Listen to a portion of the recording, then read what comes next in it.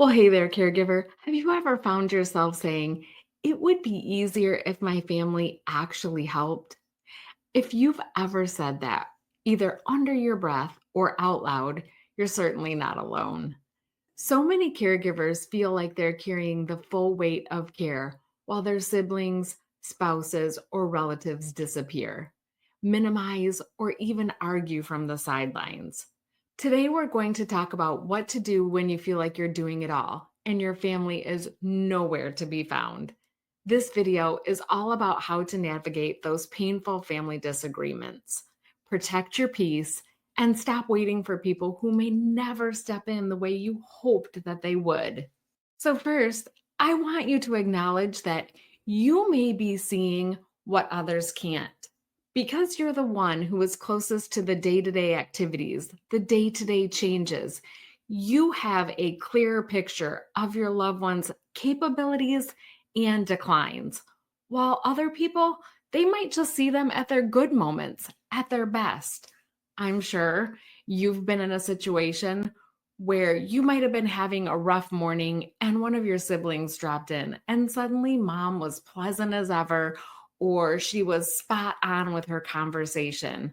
Has that ever happened to you where you had the rough day and when your sibling showed up, it was like the sunshine walked in the door and mom or dad became an angel and suddenly things got dreamy and better? That can be super frustrating. I understand.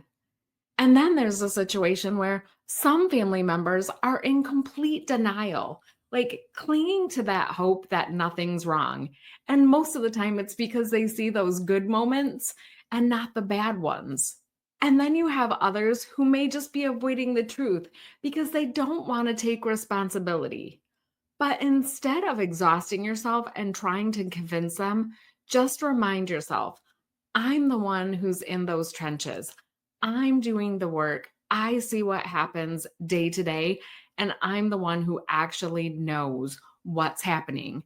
And even if they don't understand the experience of what you're going through, your experience is valid, even if they don't understand it yet. Secondly, I want you to choose calm over combat. I know this can be so hard, and it's so tempting to push back when others are challenging your decisions, but fighting to be right rarely ever brings peace to you. Instead, you might want to use phrases that invite discussion instead of debate.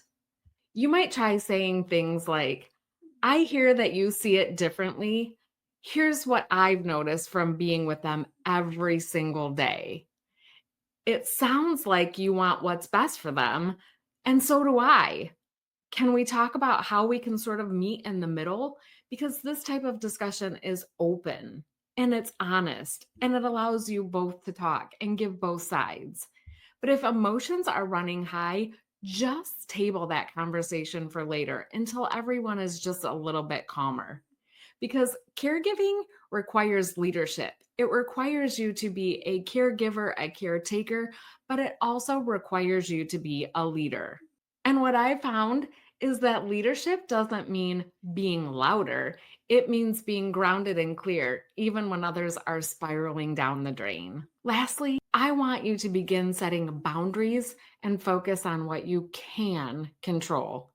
This is a hard one for me. I'm not going to lie. I like to try and control everything. So I get it. This one is going to be harder for some because you might not be able to make your family show up, but you can stop waiting for their approval, their permission, or their validation to move forward. Being clear and saying something like, here's what I'm going to do, and here's what I need if you want to help. If they won't step up, then you're allowed to move on anyway. Move forward, get past whatever it is that they don't agree with because you're the primary caretaker. And when you're setting boundaries, it can sound like, I can't keep having the same conversation over and over again because this is what's happening and I'm doing my absolute best here. And if you'd like to be involved with this, here's the way. If not, I still need to move ahead because I need to do what's best for mom, dad, or whoever it is that you're caring for. If you're doing something else, I want you to pay attention to this for 1 second. This is super important. So, if you're doing something else, I want you to pay attention to what I'm about to say because I think we often forget this. You're not responsible for changing people who don't want to understand, but you can absolutely 100% protect your peace for you and your person. I get it. Family disagreements around dementia care are painful. I witness them all the time in my medical practice. And just like dementia, there's not one solution that's going to fit for everybody. So you're going to have to pick and choose your battles, choose your peace, choose your comfort for you and your person. You know what's right, and you know that you're doing what's best for them and you. I know you want the help and you want the understanding, but yet you still feel like you're battling this all by yourself. I want you to know that you're not alone. You're not doing anything wrong here.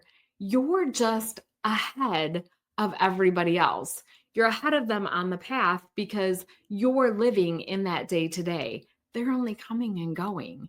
And in time, they may catch up. But if they don't, remember to save your own space by choosing calm over chaos.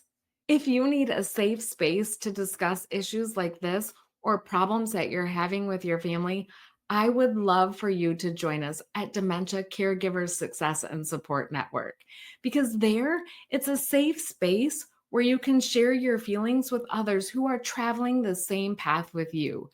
You can lean into them for insights and guidance and help. And as always, I want you to remember that I'm here sharing with you as you're caring for them. Take care, and I'll see you next time.